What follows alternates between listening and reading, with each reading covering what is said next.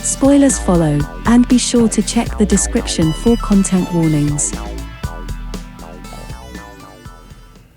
Neil is a good man, a good husband, and a good father, and just wants to get home for Thanksgiving. But the universe keeps tripping him up with Del Griffith at every turn in 1987's Planes, Trains, and Automobiles.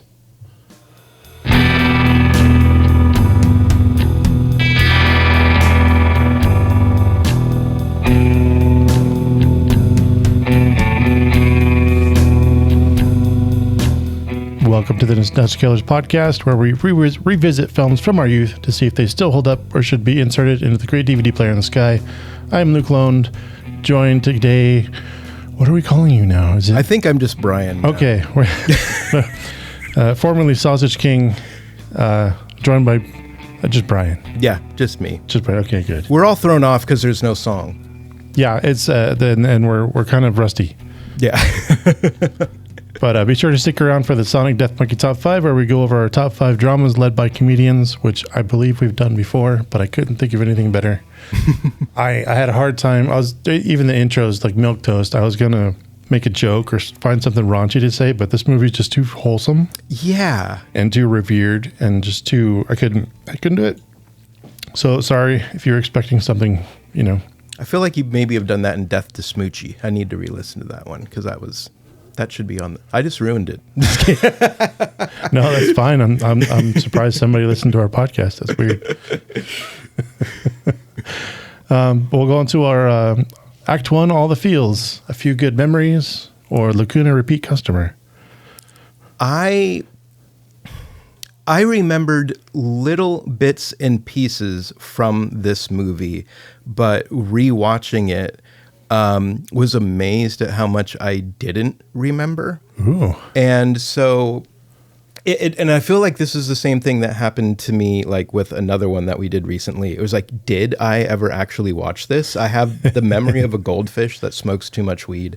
And yeah, I remember this coming out. I would have been 10.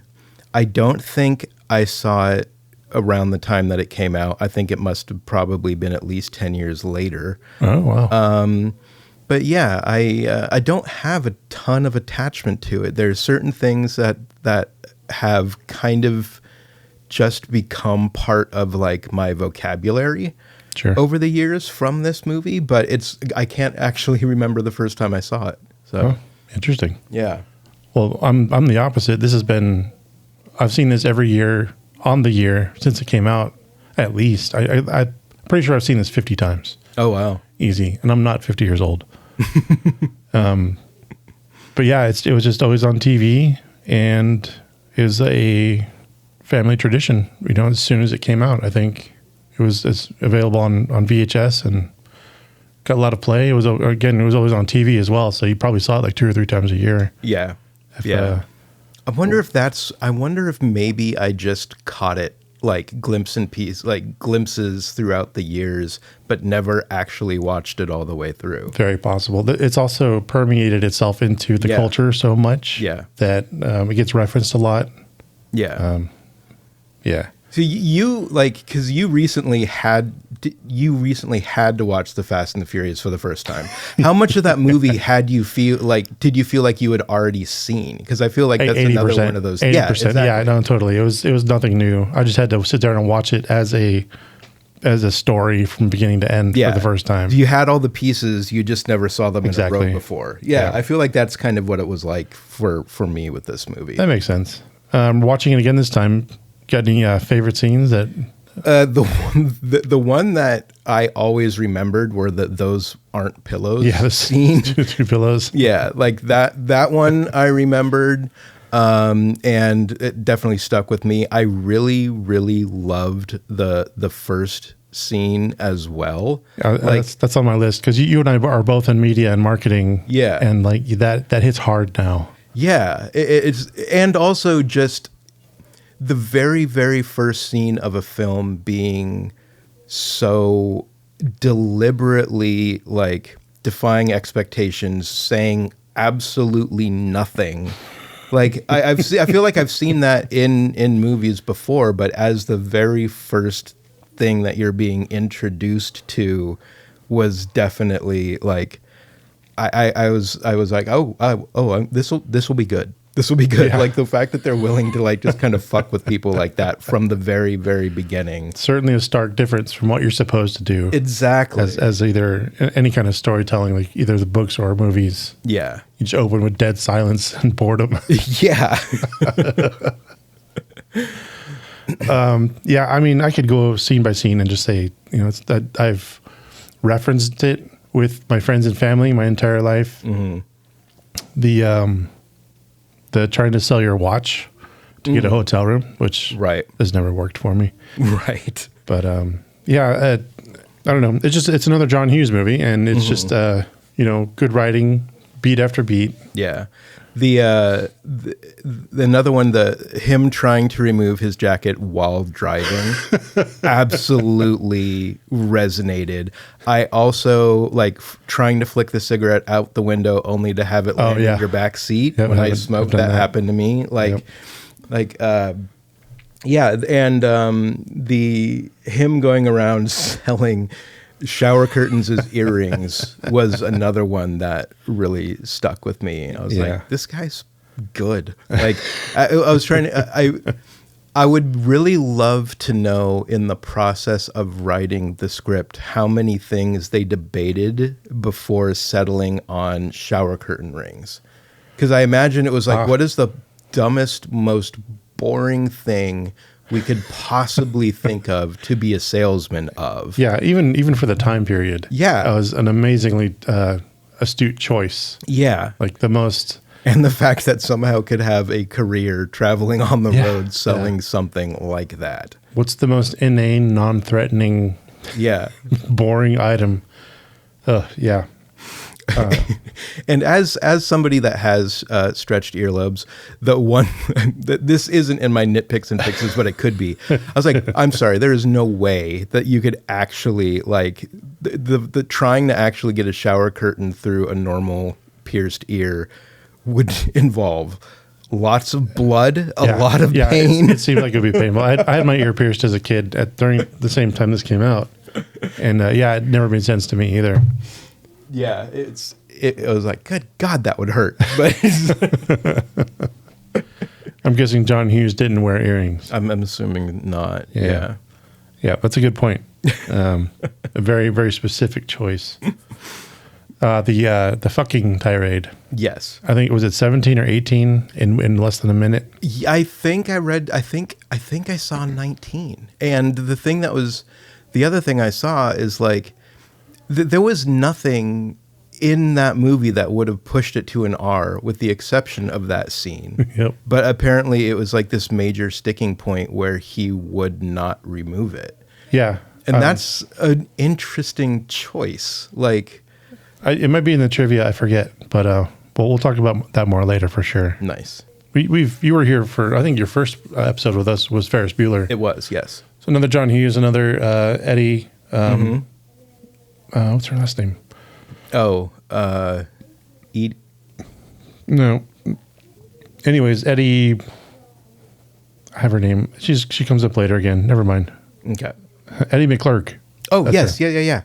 Yeah. And Ferris Bueller's father and Ben Stein are the holdovers in this movie. Yes. Yeah.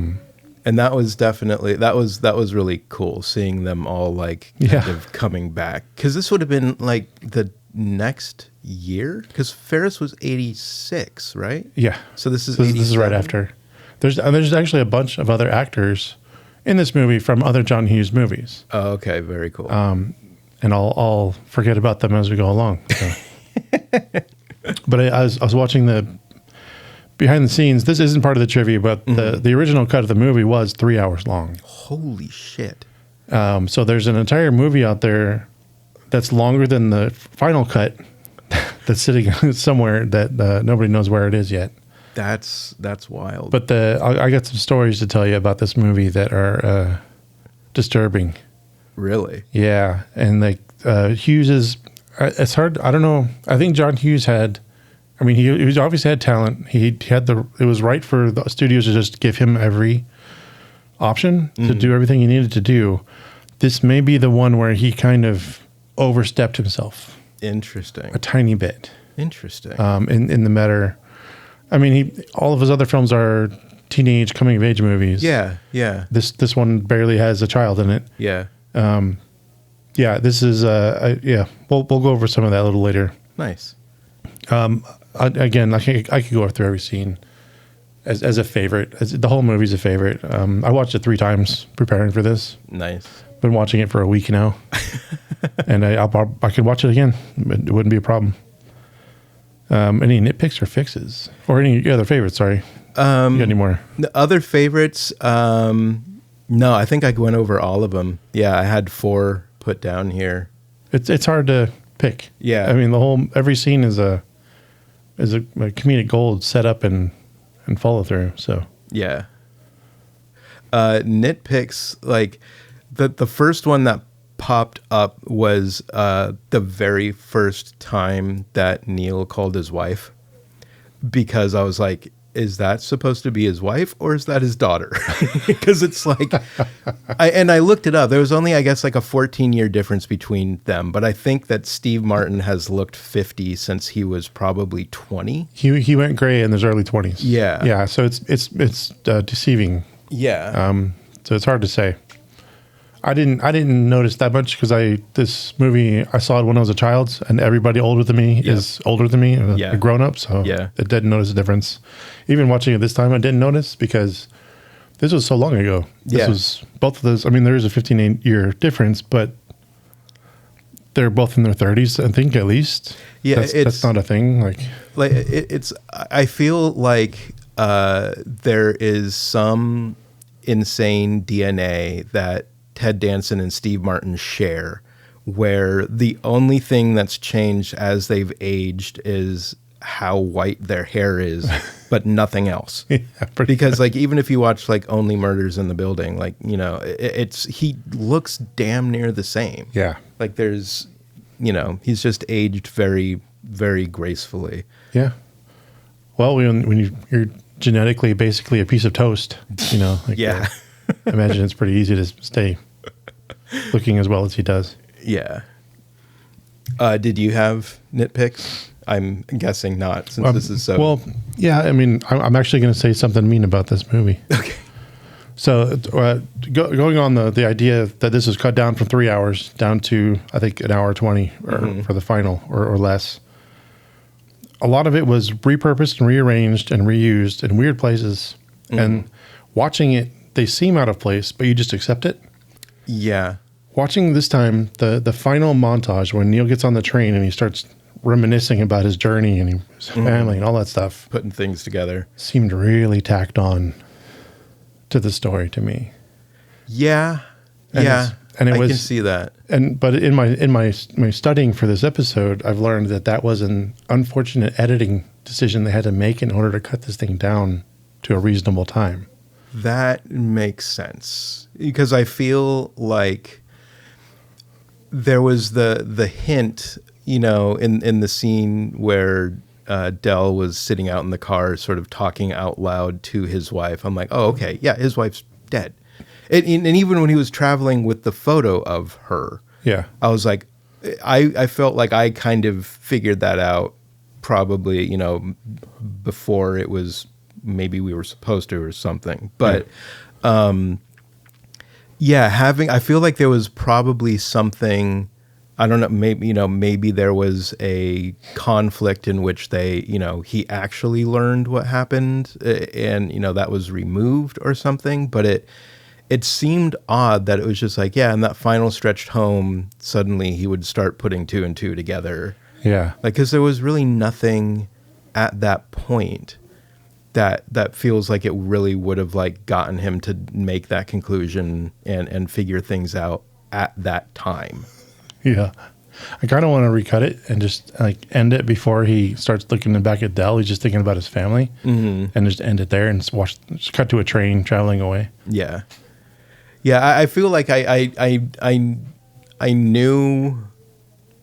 knew from probably halfway in, okay, this is probably going to end up, again, because I didn't remember, I'm sure they're going to find a way where it ends with them all together having Thanksgiving together because of whatever.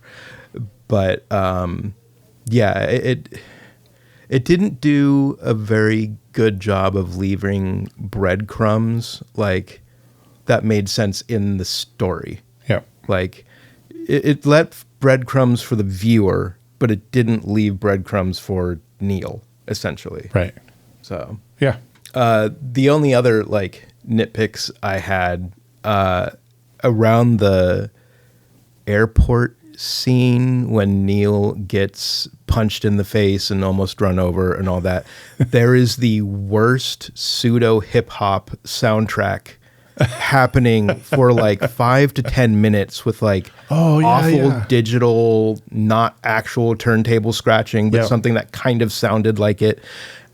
And I was just like, this is so bad. Please make it stop. Yeah, that was their. I don't remember whether or not that was a studio like call, but they were trying to be hip, and that's silly shit. And there's so much good music in John Hughes movies, and this movie just it seemed to not have any. Mm-hmm. Like the score was just, I guess, in comparison with things like Breakfast Club or Ferris that have these great iconic soundtracks. This one just kind of, I think, left a lot to be desired.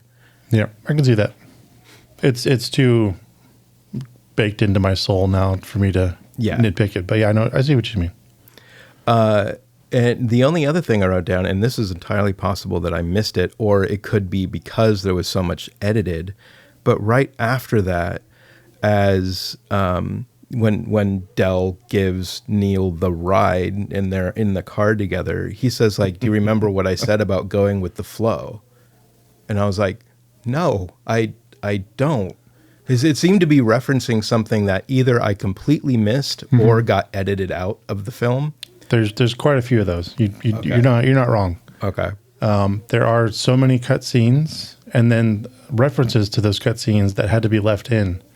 So you just left to infer that they had a previous conversation that we weren't. This feels like the mall rats of John Hughes movies, where there's just like this entirely other plot line that never saw the light of day, but is referenced throughout it. Yeah. Rainy Day double feature. I had a hard time choosing for this one. I'd either go Three Amigos or Cool Runnings. So It would either be a John Candy double feature. The Cool Runnings came in after he started doing the fake Jamaican patois. Totally forgot about that. Yeah. And every time I watch it, like, wait, he's going to do Cool Runnings in a couple of years. I know. So, yeah, Three Amigos or Cool Runnings. When we do Cool Runnings, I have to remember to look back and see if that's why he got that role. He did that. He was so convincing in Planes, Trains, and Automobiles. Nice. Have you ever seen Trapped in Paradise? Is that Nicolas Cage? Yeah. Okay, John Lovett and Dana Carvey. Yes, I fucking love that movie. I love that movie so much. I'm trying to get everyone else to watch it. No one else. You're the only person I've met who's seen it. Knows anything about it. I think I found it completely by accident too. And I remember watching it being like, this is really freaking good. I've seen it. It's been a really long time since I've seen it, but I've seen it a couple of times. That's like we might do it for this Christmas. That's my favorite Christmas holiday movie. Nice. Or one of them anyways, Yeah, so that's me. This movie's Cocktail. We're basically just going to be drinking a bunch of those little shots from the mini bar in the hotel. That makes sense. Chuck will be inserting his cocktail and some, because he wanted to be here. Sorry, he's not here. This is one of his favorite movies as well. But he will. I'm really worried. I'm just going to say it ahead of time. It's like, make a wonderful drink, then put it in the sink with a bunch of underwear and like drain it through underwear that you've been wearing for the last 6 days and, serve over ice. I'm still afraid of like sharing a room with someone. Yeah. At my current job, we travel a lot. And before I asked, I knew we were going to be staying in hotels. I didn't know if they're going to spring for each of us to have our own room, which they do, thank God. But there's a brief minute where I thought back to this movie. If I got to share a room with my coworkers, oh God. I used to work at a place that everyone's, travel for a couple events a year. And thankfully I did not have to travel, but many of my coworkers and friends did. And I was told a story of, there was this guy that we worked with who ate basically nothing but yogurt. It was all he would ever eat. And he would probably go through like a dozen a day of like these little Yoplait things. And they went out for an event, and this man who ate nothing but yogurt, unsurprisingly, had some digestive problems. I was going to say, what would that do to you?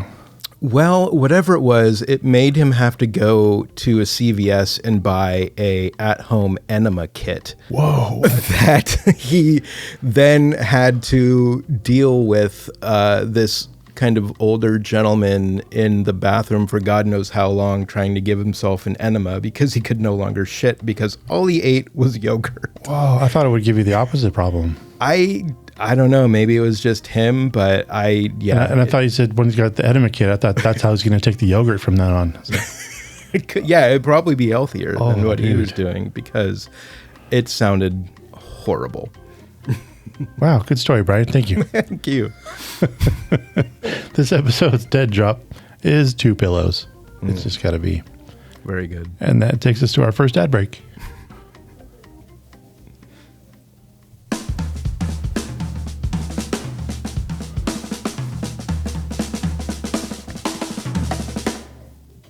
And it's time for everyone's favorite act, Act 2, the trivia. This is not how it's done, but this is how I'm doing it. We'll jump right in. We've only got Brian here, so he's competing with himself. Good luck, Brian. And good luck, Brian. I'm not gonna lie. I'm kind of mad. I've lost every single time, and now I'm here by myself. This is a non-canon win, so no matter what, if there's anybody out there keeping stats, this doesn't count. I'm the trivia master, so you could actually lose this. So okay, you could still lose, even though you're the only one playing. On to question number 1. There's just a bunch of true or falses. These are mostly easy. So okay. In the airport, Dell is reading a book titled "The Canadian Mounted." True or false? This was a prop made up for the movie and not a published book. Ooh.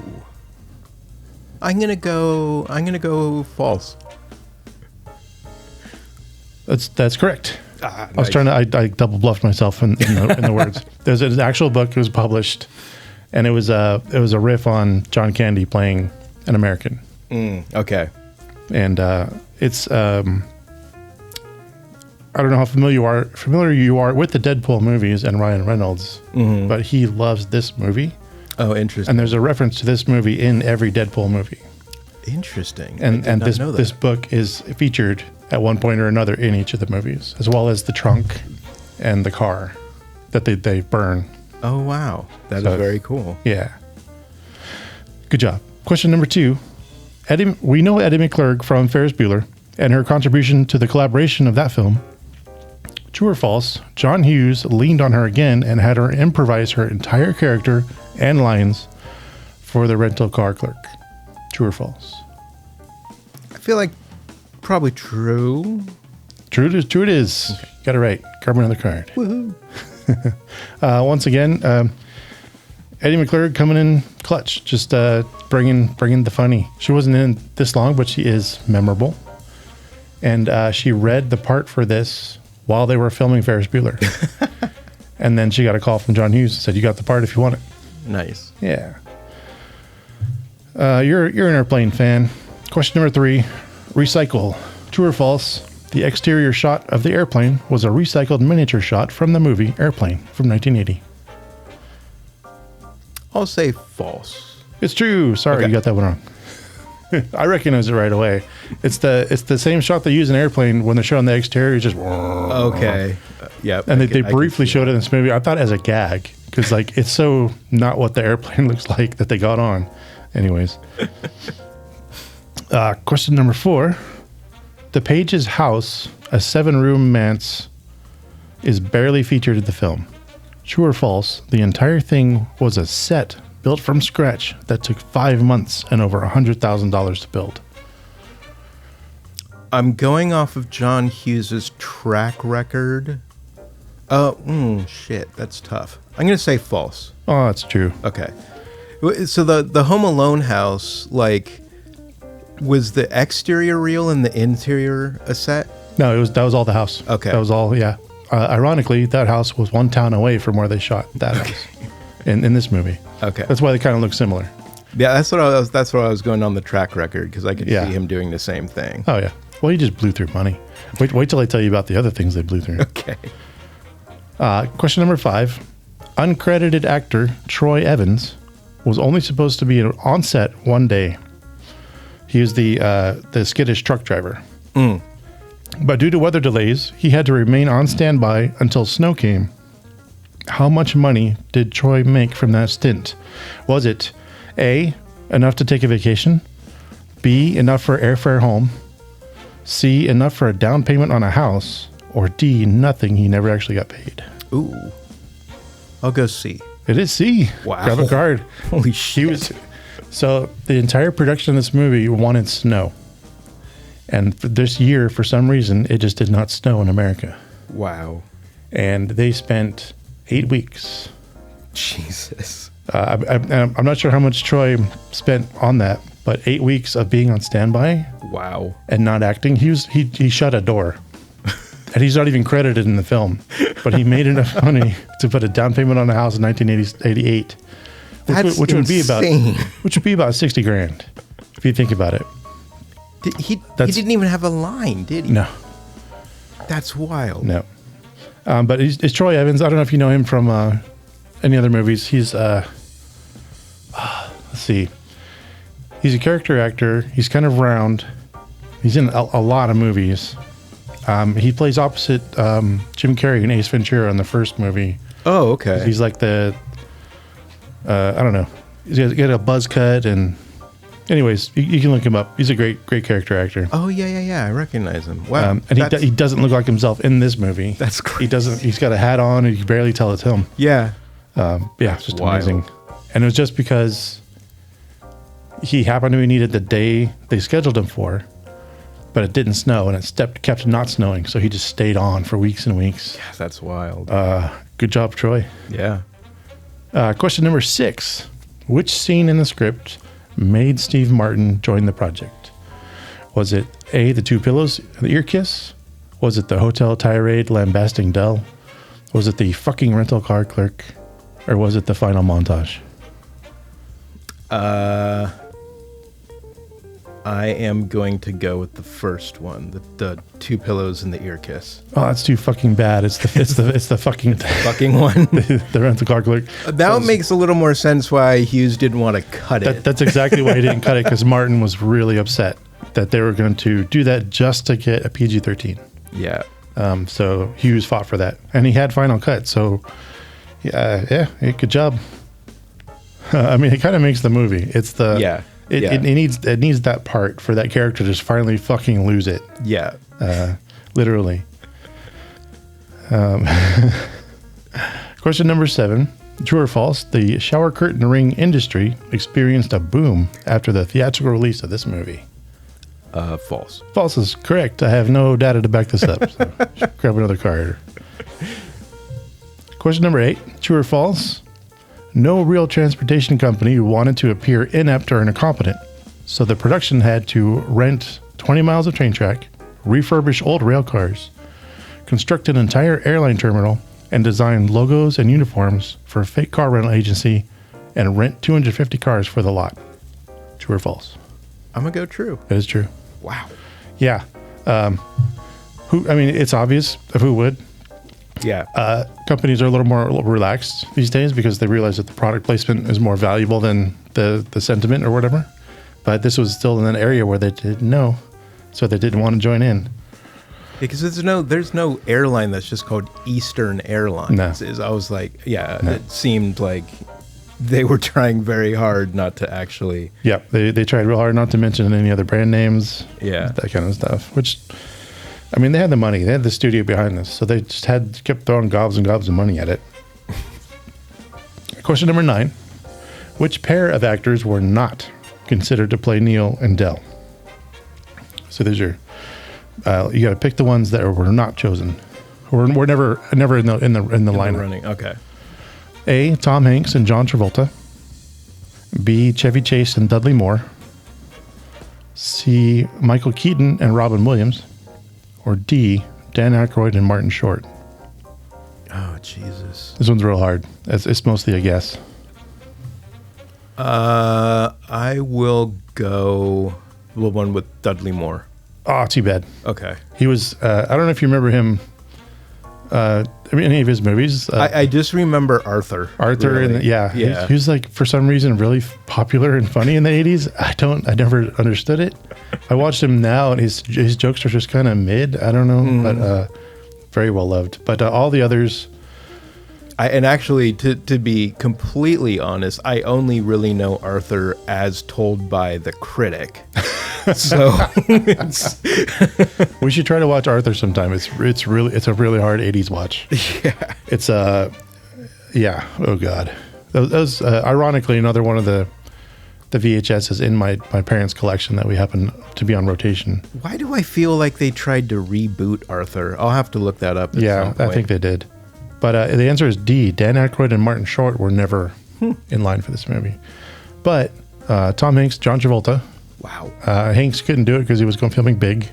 Okay. And Travolta was box office poison, according to the thing really? I read. Wow, okay. So at this part of Travolta's career, he was not invited to do much. He hadn't become an action star yet, I guess. Yeah, I think there was Blowout, Saturday Night Fever, and then there's a few other things he did, and they just did not do well. They're good. The movies are okay. Yeah, but they didn't do well theatrically. So they thought he was poison, all the way up into Pulp Fiction. Wow. And then he got revived. It's wild. Yeah. Question number 10: happier endings, true or false? The original cut was much, much darker, and it revealed that in Dell's trunk was the mummified remains of Marie. But it tested poorly and had to be re-edited. True or false? I really want it to be true, but I'm going to say false. Oh, it's too bad because it was true. Holy shit. It's in the script. It was in the script, and they filmed it, and they showed it to people. That is amazing. Yes. So has the footage ever made it to the light of day? Or I don't think so. We're looking at it still over here. So this is a different ending. I don't know if I'll be able to put this anywhere in the podcast, but they're in a diner, and this is where they have the reveal that Marie is dead. And okay. So they did originally. They had a completely different, Okay. And the train station thing was a reshoot. They had to do because they had to re-edit it and do a little reshoot and fudge it up that way. But yeah. So was it like he couldn't bring himself to part from her, or wow? In the uncut movie, Dell is unhinged. He's not a psychopath. He's not a sociopath. Might be a sociopath, but he explains that during the holiday seasons it's really hard, so he kind of like gloms onto one person. He tries to invite himself into their world, so he's not alone, which he totally does in this movie. But yeah, that I had to put that in the trivia because that fucking threw me. That's amazing. And now I'm never going to be able to watch this movie again. Watching the trunk, not thinking that Marie's inside of it. I know, that's... And whoever's listening to this, you're fucked too. Sorry. Yeah, I feel like that would actually... I would love for them to do... I mean, I know we don't like digging up old movies and redoing them, but I feel like that would actually... That's what this podcast does. Now. What are you talking about? Well, I mean, like making a new version of it, but I feel like that would actually kind of play now. That could be really interesting. Yeah, I don't think it would play on TV though. That's correct. So what'd you get? How many cards you got? I have 5. Oh, you got a whole hand. I do not have any pair. You got a high card? Anything. I have a ace high. Oh, there you go. That's pretty good. Well, I'll say you won. Yay! Brian wins. Finally. And all it took was nobody else being here. Thank you. Thanks for playing, Brian. And now we like to thank our executive producers. Thank you, Addie Martinez. If you too would also like to have your name shouted out on each episode, support us on Patreon for $15 a month. You can be an executive producer, get access to behind the scenes, post shows, epilogues, early access to the shows, and so much more. Check it out, nostalgiakillers.com. And that takes us to our second ad break.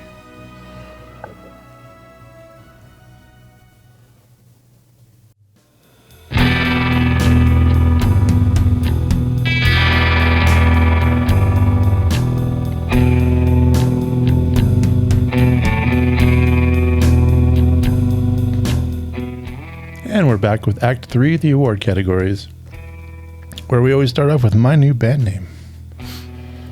Curious to learn what you have, Brian. My first one actually is The Canadian Mounted. Such a good book title. Yeah, from their album Doobie's Taxiola, the hit song Allergic to Sponge. Nice. Nice. I wanted to talk about Doobie. He's Officer Balzac in Home Alone. He is something else as well that'll I'll bring up in one of the next categories here. I know a few others too, but yeah. Yeah. I forgot, I could have written his name down, but I didn't. That guy's in everything. He's all over the place, just like Larry Hankin. yes, Yeah. yeah. He's in so many movies. He just got bit parts. He's like one episode of each TV just series ever. So perfectly recognizable that like I didn't recognize him in this. I had no idea that was him. Well, I actually had to look it up because So did initially I was convinced that somehow like the cab driver was going to be Cheech Marin. Like when they started showing like the outside, I was Right. like, oh shit. I mean, like 1987, it would have been perfect timing. I'm like, did they shoehorn Cheech into this somehow? Right. But so I looked him up to see who it actually was. And I was like, oh yeah, it's that guy. Very nice. My band name, my band name is Born Sideways, with their hit single "A Mouthful of Teeth." I have Mouthful of Teeth as well. It's just an awesome band name. Yeah. That was a really weird line because I was like, is it supposed to? Because it didn't make any sense. Like, if you want to have a mouthful of teeth, I'm like, don't we all have a mouthful of Yeah, I think you meant loose teeth, though. Yeah, it was interesting. But so yeah, I have a mouthful of teeth from the album Perfect and Odor Free. And I don't have a song title for That's that. all good. That's good. You got any more band names? I had a Kansas Amish because I actually had to look up like when they are in Wichita. There's this like there's just an exterior and you can see like a buggy drive by.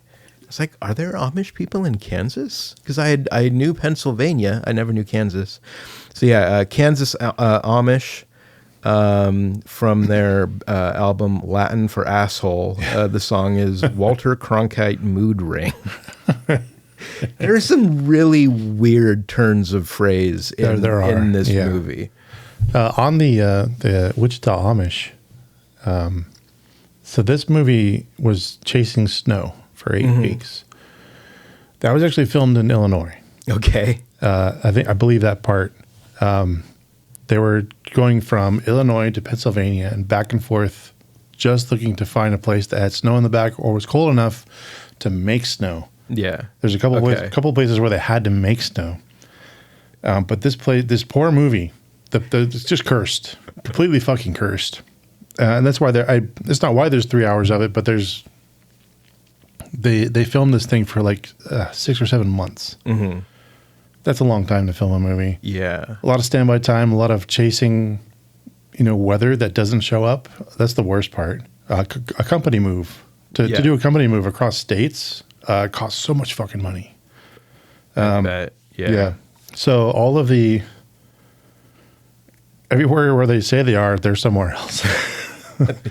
The first hotel where they're supposed to be in Wichita, I believe, is the one in Illinois or Indiana. The Bainwood or Brain whatever. Okay. But yeah, everything else you see is basically just not where they say it is because they were just chasing anything that had snow and dead trees. Yeah, the scene where they all have to get taken off of the train, it's just the saddest little baby patch of snow. Yep. And I was just like, it's like it really like and now hearing that they were chasing it the entire time, that makes sense. Like, this is the best we could get. Well, there was that, and they had 20 miles of track they could use that they rented to move the train because they had to rent the train as well. So they had to rent engines, rent cars, refurbish the cars, put a fake logo on everything. And like, you imagine how like little it was used in the movie. Yeah. But they had to spend all this money to get that just to look good. And then they had this one patch, 20 miles of track, and it's the best they could do. God. Was to have them like cross a potato field. Ugh. Yeah, I didn't know where else to put that in the trivia or whatever. But there's so much sadness once you start digging into the story. There's a documentary called The Canadian Mounted, the making of this movie. I haven't seen it yet because I couldn't find it, but it's out there. It's like 2 hours long. I'm sure it covers a lot of this stuff. It's like the Man of La Mancha of like 80s comedy. Yes. Yes. So, I mean, we're lucky we have what we have, I think. Wow. Even though there is a 3-hour version of this out there. Roger Deakins Would Be Proud Award. I had a hard time with this one. Like this movie, it was bleak. Yeah. Like it was the thing that stood out to me more than anything else. And I don't even think it was really like particularly good set design or anything, but just when all of the flights get canceled in Chicago, there's this really, really brief scene of like what looks to be hundreds of people just like sitting on the ground in an airport waiting. And it just gave me fucking anxiety. Like there's this movie feels simultaneously like it seems to go from incredibly cramped to isolated. Yeah. And there's something about either of those two things. Like neither of them are particularly desirable. Yeah, there's no comfortable place. Yeah, in and so movie. this entire, like the only thing I could really come up with this is just like there's just this feeling that I get through the entire movie of being uncomfortable and like just anxious. Like That's pretty good. It's a good observation. yeah. Yeah, I don't know. John Hughes movies are not cinematographic masterpieces. They're usually functional. They're usually, they tell the story, they get the job done, and they're done perfectly, professionally. Yeah. No problem there. So mine is almost a nitpick. The L train when Neil gets on at the end. It's we're facing the tracks. Train's coming from the right. Gets on and leaves. And then it just comes back on the same track. Yes. Yeah. Yeah, you saw that too. I didn't notice it before. And I watched really close, and what it is, they reversed. Did they? Oh, God. They did a reverse shot of the train leaving because you can see the snow coming back on the top of the train. Oh, God. Yeah, it was just a trick, a good editing trick. And that's what this section's for as well. It doesn't have to be a perfect shot. But yeah, they had to fudge quite a bit. Yeah. And thinking back to this being an era of non-linear editors or linear editing or just the way they had to edit with all that stuff, this was hard. This had to be really hard. Yeah. But yeah, that's me. Yeah, I did kind of notice that. I'm like, I don't. Yeah, because they only had that one top-down shot. You know, that it's a good shot. Yeah, It looks really good, but they used it twice, and they probably should have reversed it, or I don't know. Is that Channing Tatum and a Dog Collar Award? There were so many Yes. here. We went over all the Ferris people because I had all of them in here. Sure. Kevin Bacon being the very first one. The entire movie, I was waiting for him to come back because I'm like, did they seriously just get Kevin Bacon to run and not have a single line of dialogue, just like a meaningful glance? Yeah. Like that one that would have been good. Jumped out at me. I would have loved to have seen him come back. Michael McKean as the cop, obviously, and I had to look this guy up. I readily admit that I did not recognize him, but I knew he had to be somebody. Gary Riley, he's the guy that breaks into their hotel room to rob them. Yeah. I looked the guy up, and he is from a movie that I also barely remember, but I remember the impact it made on me as a kid, Summer School. Summer School, yep. Yeah, I saw that too. The cut scenes, he had a much larger part. Interesting. In that hotel. So in the beginning, or in that first hotel, while Neil's in the shower, Del orders a pizza. and Riley is because the they pizza reference boy. that later. Yeah. Okay. So that whole thing that got cut, that's where he was actually in, and then he came back to rob him later because Dell only tipped him $1. Oh, That was actually part of the plot. It was in the movie. Okay. But then he just made him a random guy, afterwards. Yeah. What else was there? Who's leaf blowing at this time of day? I know. What is going on? Sorry about the audio, folks. Let's see. You mentioned Kevin Bacon. It'll come back to me later. I can't remember the actor's name, but the guy that gives them the ride in the back of the truck. Dylan Baker. Yes. So this is my favorite. I did not know this was him. Wow. I've seen this movie a million times. I did not recognize Dylan Baker, but he is in a million other movies. Yeah. Yeah. After this, he's on a TV show like a CSI or something. Oh, wow. And he's been on it for like 20 years. Yeah. So he's been a very active actor ever since this movie. This is one of his very first movies. Oh, really? Also, his whole Owen character also made it by him. John Hughes just said, "Run with it." And I forgot how many takes they said they did, but it's upwards of 20. And Dylan Baker made the whole set, everyone working there laugh, just crack up laughing and ruining every shot. Oh, that's amazing. The woman playing his wife, I think she had a line, but they had to get cut because she kept cracking up because Dylan was doing crazy shit. He did something different every single take. And then the spit on the hand when he goes to shake Neil's hand, that was real. Steve Martin didn't know about that. Oh, God. And that's his genuine reaction when you see his reverse shot. That's I'm almost afraid to mention it, but have you ever seen Happiness? Oh, God. Yes. It has been a really long time. It should be a real long time. You don't have to watch it again. It's bad. Yeah. I just not bad. It's a good movie, but it's hard to watch. And the only reason I ever watched it is there was a song that I really, really liked, and I think it's John Lovett's. John Lovett's in Happiness? I think so. So There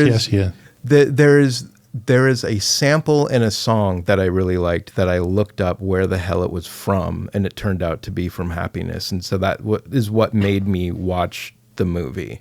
Yeah.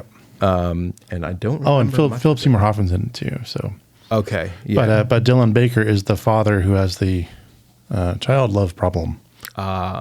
Yeah. Which is it's fucking horrid. The depiction's horrible. It's fucking hard to watch. But Dylan Baker's a fucking phenomenal actor. Yeah. Had to put him on the list. Nice. You got any more? No. Okay. No, that's everybody. Oh, I was going to mention the Larry Hankin, the guy that we talked about. Oh, yeah. He is the quote unquote the man upstairs from Friends. Oh, Like in Friends, they have that upstairs neighbor who constantly makes too much noise, and they reference him all the time. I thought I saw something about that. But yeah, that was Larry Hankin. So Did you ever watch Breaking Bad? yes, He's the junkyard owner, the gray-haired guy shit, you're that right. stops them. Yeah. Stops the guy from going in the trailer. Yeah. nice. Yeah. Yeah. Fucking great. He pops up everywhere. I love him. Yeah. Guy Pearce is trash, a controversial hot take.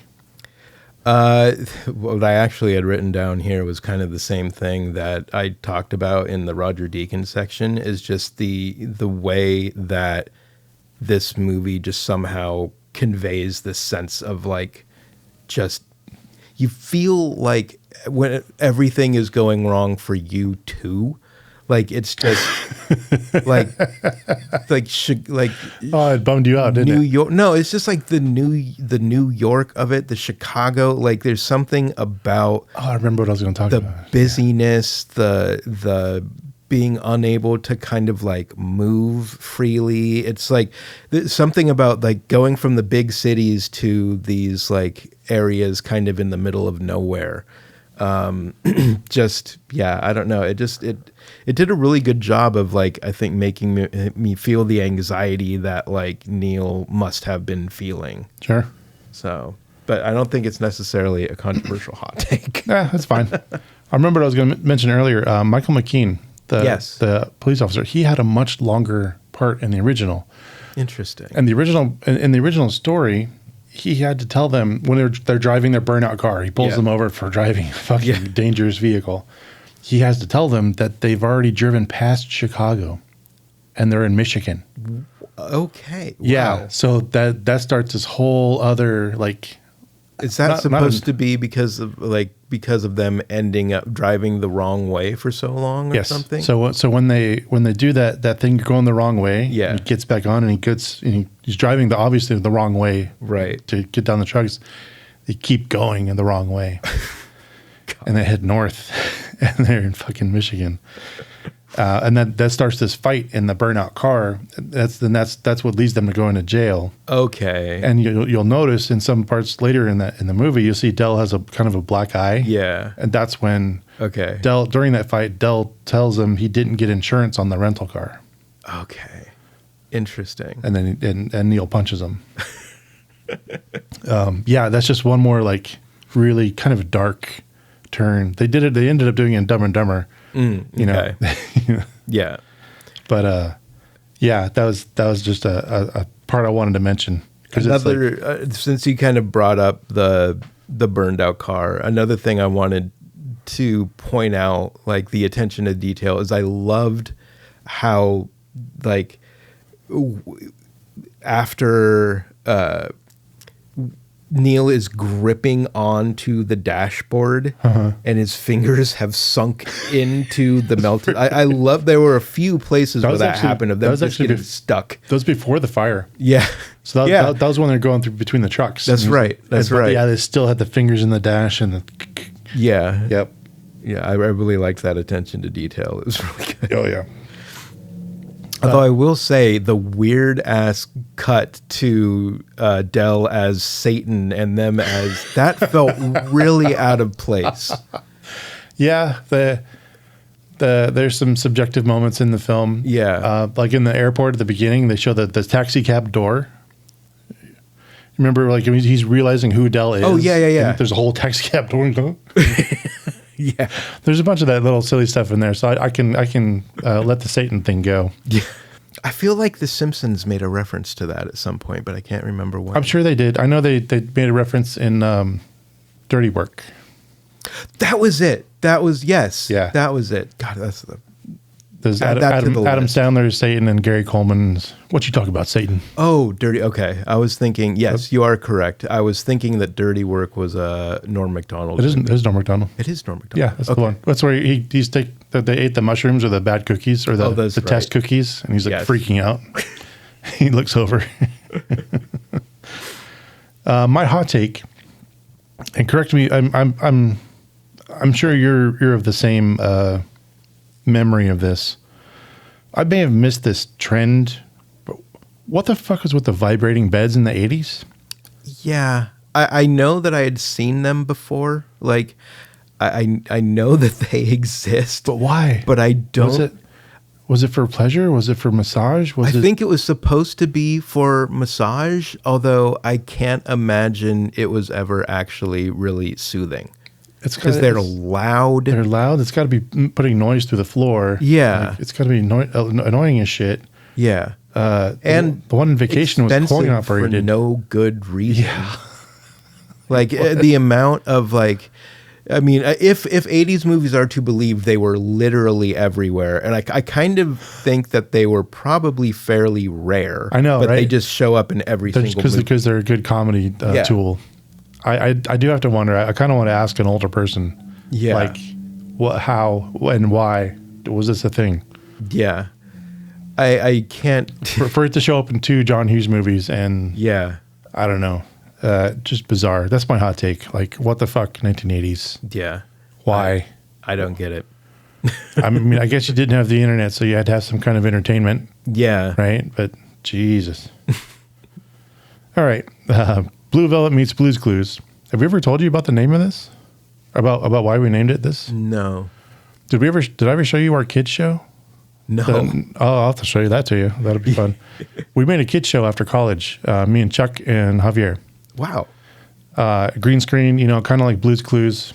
Mm-hmm. But it was a very Adult Swim oriented. And Chuck's description of it was Blue's Clues meets Blue Velvet. I love it. So this is a mashup question. Like what would you mash this up with? I went with Run Lola Run. Where Interesting. And I don't think I can't remember if Run Lola Run like he continually dies, but like my version of this is like him trying to get from New York home, and just every time something goes wrong, having to start all over again. Ouch. So like a pseudo Groundhog Day, Run Lola Run, but somehow they keep dying and having to start all over again. That's even bleaker than the movie experience you described. My movie pitch is all of the John Candys have to join forces in a multiverse to whatever. Del Griffith, Uncle Buck, Cool Runnings guy. They all have to take care of a baby, and it's a baby Wolverine that turns on them. Oh, God. And boy, do they have some tough choices. That's all I got. I just got some random shit. I wouldn't mix this movie up with much. This is too close and too dear. Yeah. Which I don't think makes it any less fun to talk about, but No. it's just, it is an icon. Yeah. I can't really fuck with an icon. I mean, we'd get some kind of cancellation or something by somebody somewhere, even though we're like the most PC people on the planet. Pretty much.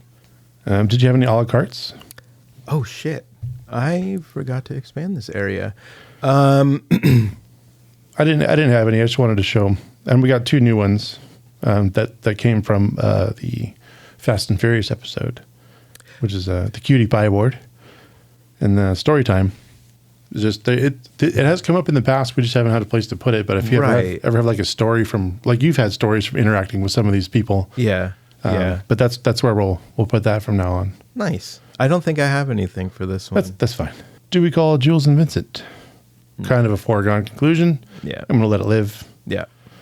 Pluggables. Hate45.com, Anti-Fascist Social Club on Instagram. And that's it.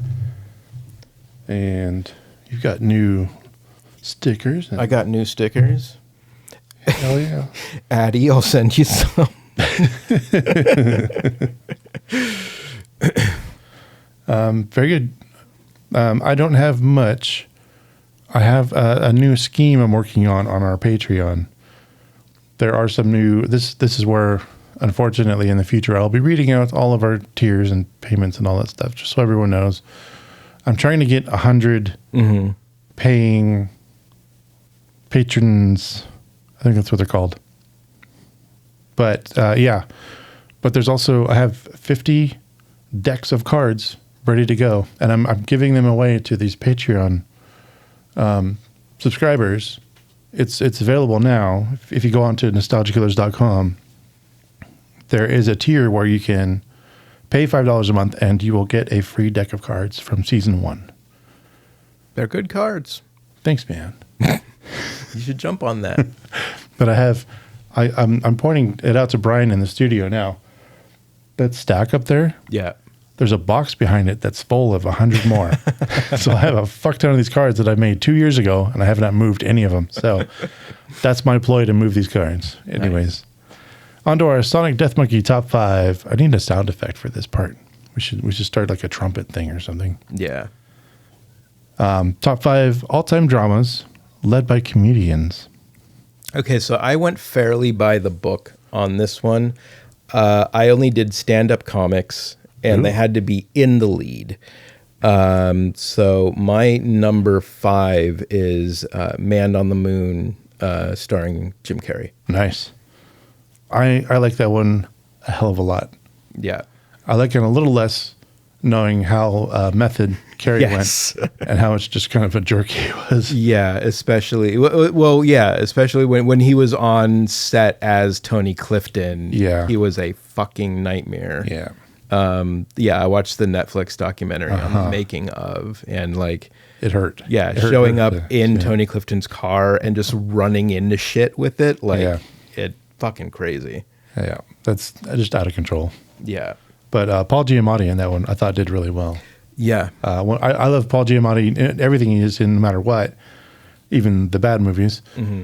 But I found his supporting supporting role in that. Yeah. Fucking awesome. Yeah. Just not overstated, just right. And yeah, it's a perfect guy for that. And one of the few times I've not wanted to just take a hammer to Courtney Love. It's like that was probably like the best period of Courtney Love. yeah. I loved her music and her the early days. Yeah. She apparently I won't say rumors, but she came through Petaluma a couple of years ago. She's touring again. Oh. But Interesting. But it was just a mess. It didn't really happen very good. She wasn't bad in The People versus Larry Flint. Oh yeah, I could deal with her. That's the weirdest thing is like on screen. Yeah, like she did a really fucking good job in everything she was in. Yeah, yeah. They did it. Didn't they do Sid and Nancy again? Oh, did they? Was that her or was that I'd have to like Gary Oldman and? I'd have to look that up. I'm not sure. I forget. I think you're right. Anyways, that's what they modeled themselves after. Kurt and Courtney are modeling themselves after Sid and Nancy, but yeah. Aim higher, people. Aim higher. Yeah, I guess so. Fucking hell. My number 5 is Dead Poet Society. There's a million. Robin Williams is stand up. Yeah. There's a million movies of dramas that he did. I'm going to do a we little could pick switch from. because that was my number 2. Oh, sorry, man. Oh no, it's fine. I think that there's going to be some inevitable. Yeah, my grandfather was an English professor at Sonoma State, and he taught like Shakespeare and Chaucer and poetry. He loved that movie too. Nice. Yeah, it's just a good movie. Yeah, inclusive. It's got some stuff you wouldn't find in a family film. Right. And my favorite moment of intensity. These little. These are things I seek in my life, or these little moments of intensity. I forget his name in the movie, but when he's playing the saxophone in the little clubhouse, and he's playing it very rough, and then all of a sudden it gets really nice. That's like a moment for me. That like shifted me as a kid. It's like, oh, that's fucking art right there. But yeah, one of my favorites. Yeah, that's really good. For number 4, and I have to admit, I was struggling, and I don't remember this movie nearly as much as I should for it to be on this list, but I had to put it on there. What are we paying you for? Defending Your Life, Albert Brooks. I love that movie. Yeah. It's been a really, really long time since I've seen it, and I don't remember it very well, but I was like, I feel that has to be on the list. I forgot Brooks was a stand-up. He was in the 80s, wasn't he? Oh, yeah, yeah. Albert Brooks movies are great. Yeah. Especially, he's directed a few. Another one, apparently he was in, I mean, he's played a bad guy in a lot of shit. He was the bad guy in Drive. Yeah. I think, was he in the Ocean's movies? No, okay. But yeah, he's absolutely capable, like dramatic actor, like really, really good. So. Defending Your Life, Rip Torn. Yeah. Dude, that's such a good movie. I think it was on TV or something not too long ago in a hotel I was staying in. I just watched it like 10 times in a row. Nice. Just, I still love the idea of it. You go to a place that it's not so great that there's a bunch of lawyers, but right. all the little sideshow stuff they got to do is pretty fucking cool. Yeah. Just a neat idea. My number 4 is Punch Drunk Love. I was so surprised the first time I saw this because I did not expect Adam Sandler to pull this off. I mean, and it's not be like a gag or just play it funny or whatever. Yeah. Just more intensity, just more. I managed not to put any Sandler movies on my list, and it's not because I don't necessarily like them. It's just I don't remember them super well. Like Uncut Gems was, kept coming up, and I was like, I don't remember that movie well enough. I know that I watched it, but I forgot it almost immediately. Yeah, same here. Number 3, I went Django Unchained. Jamie Foxx was a stand-up comic. Ooh, very interesting. Yeah, he did pretty good in Django. Yeah. I think Django might, and Javier, forgive me. It's like I think that it may be one, like probably top 1 or 2, like Quentin Tarantino movies. Okay, I don't really know why. I was on board with that up until they had the non-period music. Yeah. And oddly enough, that's one of the things that like I hate the Tupac song that they put at the end of it. Yeah. Mainly because I don't like any Tupac that came out after he died. Oh yeah. Like I just like they did so much more shit. Like we happen to live in an area where Tupac lived for a good chunk of time. And I have known people throughout my life who knew or worked with him. And there was 25 fucking years ago, I was in a studio and I heard, I think supposedly one of the very first verses that Tupac ever did on an album. And I heard the original song. Over the next 5 years, I heard that same song cut into like 3 different guest appearances on other people's albums. So like after he died, they just went fucking crazy. They did abuse everything that he fucking ever did. They abused the hell out of him. But I did like the Rick Ross song that they put in it, and I don't really like Rick Ross. But the right after the Walton Goggins line, they go into the Rick Ross song with the whistling. I just fucking love the whistle beat. It's really, really good. Yeah. Then there's Australian Quentin Tarantino, which I couldn't fucking didn't have to be in the movie. Could have skipped that entire part. Yeah. No more speaking roles for you. Yeah. We're on 3? Yeah, you're on 3. So I ironically, Adam Sandler, I don't like his comedy movies. Not a huge fan. I mean, nothing after the 90s, you know. Right. But number 3, Reign Over Me. Don Cheadle and Adam Sandler. And Adam Sandler is it's a very striking drama. Highly recommend it. I don't think I've ever even heard of that. It's one of the better performances I've ever seen from a dramatic actor, even though Sandler's not totally a dramatic actor. He's mostly a comedian. Yeah. And Don Cheadle's just good in everything. So, you know, I was reminded of another Don Cheadle performance while I was working on this, while I was trying to remember other movies Albert Brooks had been in. The fucking George Clooney, Jennifer Lopez, Don Cheadle, Albert Brooks, like heist movie. What? I can't. It's going to drive me crazy remembering what the hell it was called. But we can pause it here and look it up. Yeah, Albert Brooks. Let me look at his IMDb really quick. It was. That's what you're thinking. It was 13. Oh, it was called Out of Sight. I think it was called Out of Sight, and it was. I want to say it was the same guy that did Heat. 98. How did I miss this? It's actually, I actually really like it. And you know, it was a Steven Soderbergh movie. Okay, that's Soderbergh. Written by Elmore Leonard. Okay, the guy who did Get Shorty, I think. Yeah, Get Shorty. This has a lot of people in it. Yeah. Holy shit. It's actually like, I think like Jennifer Lopez is either a cop or an FBI agent who's trying to like, out of sight, you know, track down George Clooney. But of course, you know, George Clooney is hot. And so they inevitably fall in love. I'm putting that on my list. But a good Albert Brooks performance. Yeah. Okay. Yeah. I'm probably going to watch that tomorrow. Nice.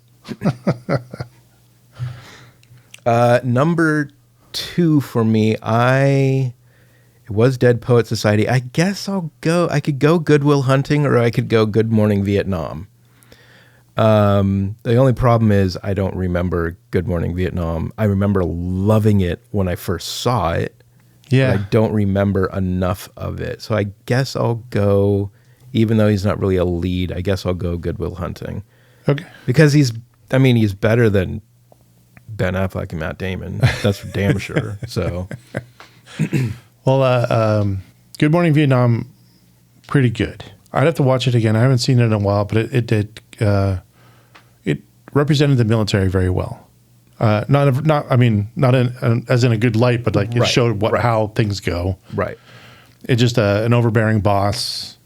What I can't remember though, because I feel like we're talking about dramatic roles. Mm-hmm. And I don't know how dramatic Robin Williams was in that, because it just seemed like they put him in front of a mic and said, just go fucking crazy. Yeah. That's kind of. Yeah. But we can argue that over this film too, Planes, Trains. Mm-hmm. I've heard it called a comedy a million times. But as I've watched the ending, Yeah. that's not how comedies end. No. That's how dramas end. Yeah. So that's how I picture this as a drama. Yeah. With funny parts in it. Yeah.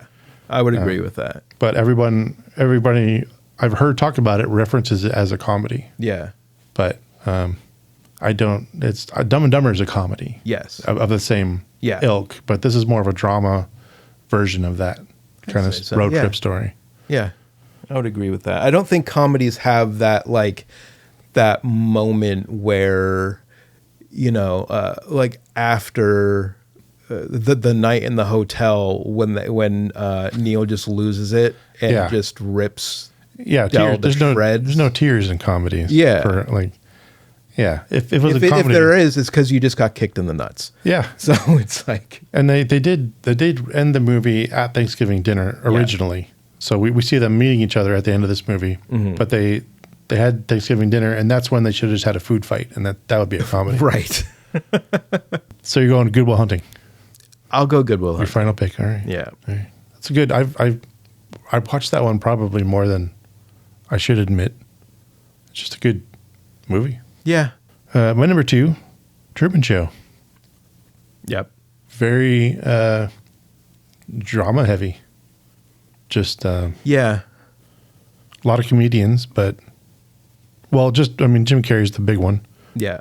I mean, my number 1 is actually Jim Carrey too. I went Eternal Sunshine for number 1. Yeah, I think it's pretty easy to pick Jim on this kind of thing. It's I was trying really hard because I wound up with 2 Jim Carreys. I almost wound up with 2 Robin Williamses, but I'm like, I can't just have like the same people in every single movie. So I was okay with 2 Jim Carreys because I feel like he's done enough to actually like deserve it. And I loved that fucking movie. I went through this like, do you happen to remember when they released box sets of music videos by famous film directors? So they did a box set of all of the music videos that Michel Gondry had directed. Mm-hmm. They did one for Richard Cunningham, who did all the Aphex Twin videos. Right. They did a box set of Spike Jonze. I was unaware of these. I would totally have bought all of them. Yeah, I had all of them. They're really fucking good. Like, and I hadn't been really aware of Michel Gondry until I saw the videos, and I started kind of like seeing everything that he did, and I just really, really like he's an incredible filmmaker, just like the visual shit that he can pull off. And I think like Jim Carrey and Robin Williams, I think when you talk about like the only other person I think I would put up with them in terms of like acting chops from comics, like Bernie Mac. I had a really hard time finding a starring role because I was thinking like he would be a natural for this list. Yep.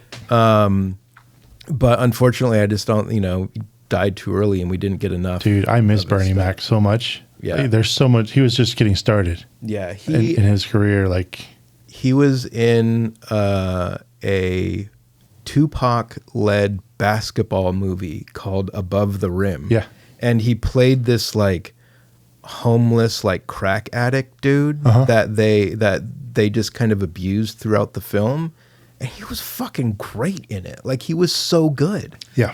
And I just, like, he could have gone on to do, like, I think some really, really amazing work. Yes. I think Cat Williams is convinced that he got killed by the Hollywood elite because he knew too much. But that's something else. I thought Cat Williams could probably do some good dramatic stuff because apparently he had a role in Atlanta. I was also trying to find a good Donald Glover movie to put in here, but he hasn't starred in enough. Yeah, I mean the topic was too narrow, really. Well, I think there are a lot of there are a lot of good good dramatic roles from comedians, but as far as like people that can actually lead an entire movie, that was a bit harder. Yeah. But yeah, I like this one. This was a fun one. Yeah, I miss Bernie Mac and Patrice O'Neill. Yep. So much. Patrice is fucking fantastic too. Before we go into my number 1, there's a honorable mention, but I can't remember the name of the damn movie, and I didn't bother to look it up too much. But Dennis Leary. I think it's a short film too. I don't think it's an entire movie. But Dennis Leary is in an insane asylum, and Jim Gaffigan's is one of the guards. Interesting. But it's just a drama. There's no... I watched it thinking, this is going to be funny. This is going to be great. I cried at the end of it. One of my favorite... You were talking about how... you were talking about one of your favorite Christmas movies. One of my favorite movies that I watch over Christmas is The Ref. Oh, yeah, The Ref is good. It is so fucking good. I mean, like, unfortunately, Kevin Spacey... Unfortunately.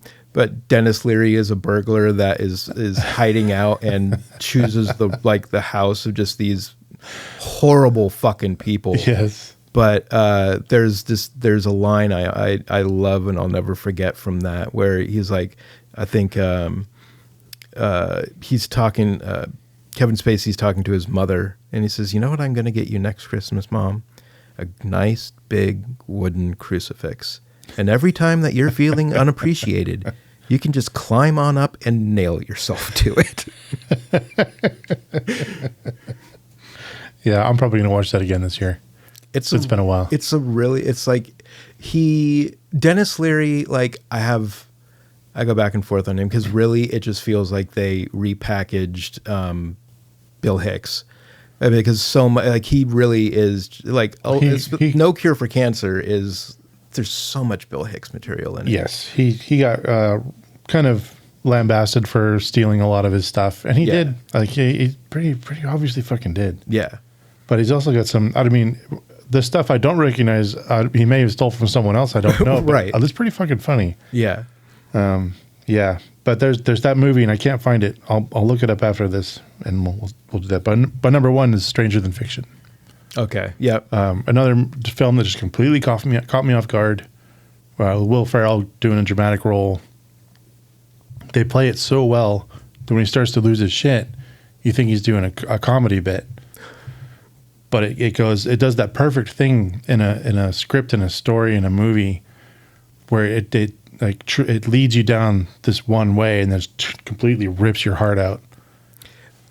It's been too long since I've seen that. I couldn't remember much of it, but I do remember the premise and I remember liking it. But yeah. Yeah. And then it has Queen Latifah, who's my queen. So nice. She plays a very good role in it as well.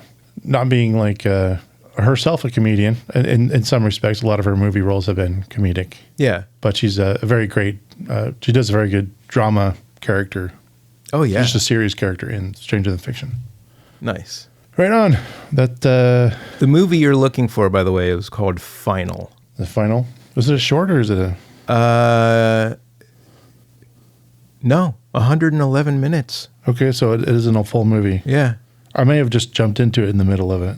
It was on a movie channel at somewhere. Mm. I just saw Dennis Leary and Jim Gaffigan. Nice. Going, what the hell? Right on. Thanks for looking that up. Yeah. And that brings us to the end of our regular show, but you can follow us onto our Patreon for the epilogue, where we talk about current movies and our recent viewings. Even though we have done a pretty good job of talking about a bunch of other movies, even though it's just me and Brian here. NostalgiaKillers.com sends you there. Thank you for listening. I've been Luke Lone. I have been Brian. Son of a bitch! I'm Rusty, folks. I'm sorry. Bang, bang. That was fucking loud.